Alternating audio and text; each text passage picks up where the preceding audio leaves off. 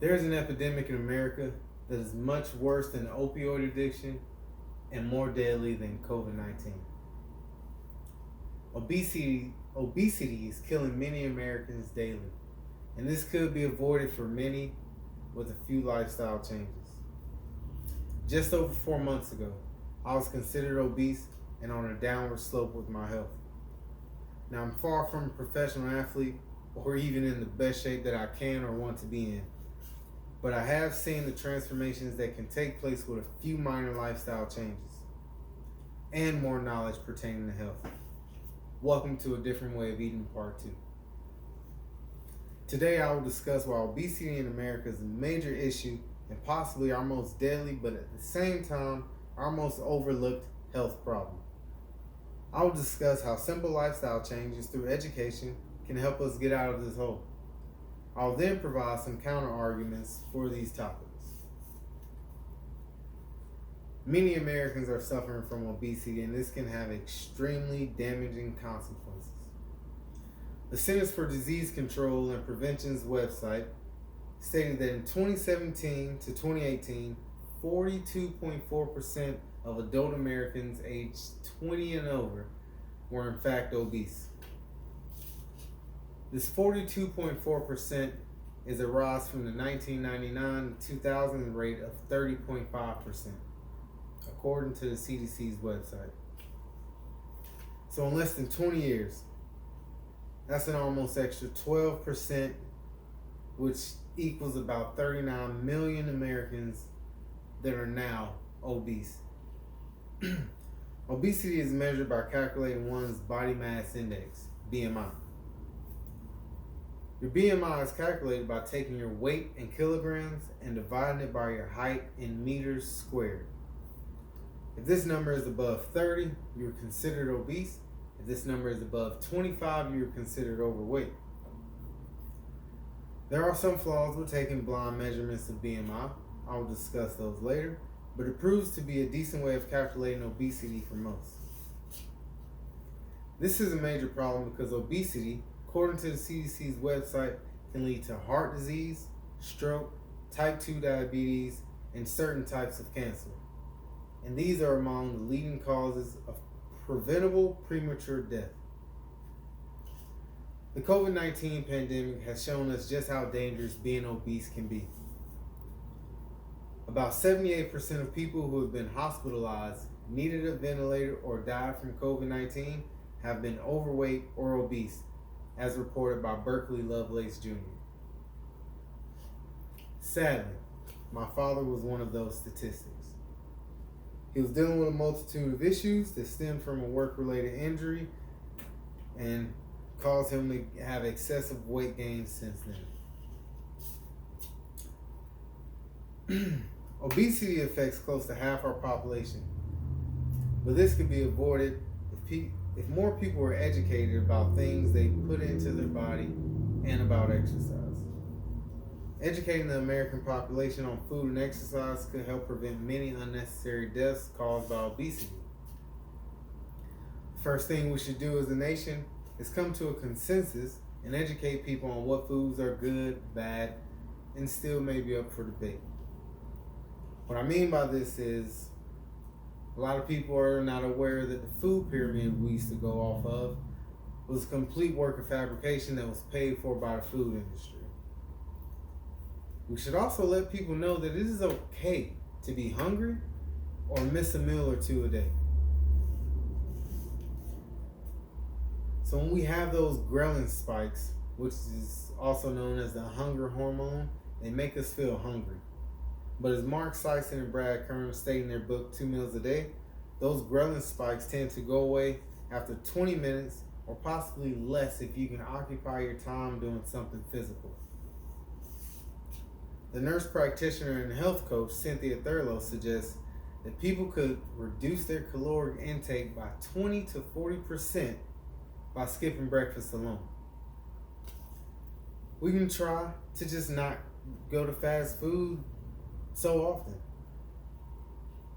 It is some of the most unhealthiest food we could put into our bodies. We should also tell people that certain foods do not work well for everybody. For me, leafy greens cause a slight reaction when I consume them. That sucks because I used to love me a nice baby spinach salad. Can't eat those anymore.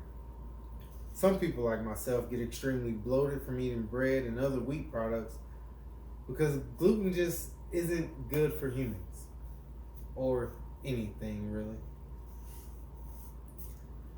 So when we're constantly eating our crappy standard American diet, which I like to call the sad way of eating, we've grown accustomed to being uncomfortable after we eat. But I'm here to let you know, gas, bloating, heartburn, indigestion, and that lethargic feeling after a meal is not how we should feel after we eat. We can also make people understand the importance of moving around and how our bodies were never meant to live in such sedentary ways. In the days of Netflix and chilling, stay-in orders for the pandemic, and screens ruling our lives, getting up and active has never been more important. Everything around us is trying to keep us indoors and sitting down, and that is a recipe for disaster. Kirsten Weir wrote that an APA Stress in America survey conducted in late February this year found 42% of U.S. adults reported undesired weight gain since the start of the pandemic, with an average gain of 29 pounds. Now that 42% is mighty close to the already 42% of adults that are obese in America. And I don't care who you are, gaining 29 pounds of undesired weight is going to put you either obese or definitely overweight. And that's a huge problem. In the book 2 Meals a Day, Mark Sisson and Brad Kearns noted that simply walking around 10,000 steps or approximately 5 miles a day could vastly improve one's health. Got to get up and move. So how can we help make this change? Well, first we must start with ourselves. Losing my father motivated me to get in better shape. And since then, I've been sending pictures and videos of my progress to my family in our group chat maybe twice a week. Now, because of that, both of my brothers are starting to change the way they eat. Now, I'm not suggesting or trying to convince anyone to try any particular diet. I would say go and try all of them if you can. See which one works best for you. You can take a month, try a diet, track your progress, document it, see if you are getting healthier, less healthy. If it's working, stay on it. If it's not working, change it up. Try a different diet. Also, encourage your loved ones to eat healthier and be more active. It could potentially save their lives. Finding motivation for yourself can be a daunting task, let alone trying to encourage others. There will be many challenges that may come across trying to start towards a healthier path, but there are ways to argue those objections. People may try to argue with the fact that BMI is not always accurate or fast food is more convenient for their busy lifestyle. So, BMI is made for the average person's body. Some people have more muscle than others, and this accounts for much of the extra mass on their body. So, if you are someone who lifts a lot, you can do a different measurement. You can measure the circumference of your stomach, starting just above your belly button, in inches, and then you take that and you divide it by your height in inches. And if your measurement comes out to 0.5 or lower, you are considered to be at a healthy weight. That measurement is much more beneficial to people who lift weights often and are on the shorter side like myself. For the fast food argument, I know a little bit about being busy. I have 5 kids, but there's nothing convenient about fast food. Not only does it cost extra money, but it would actually probably be faster if you had cooked the meal yourself at home.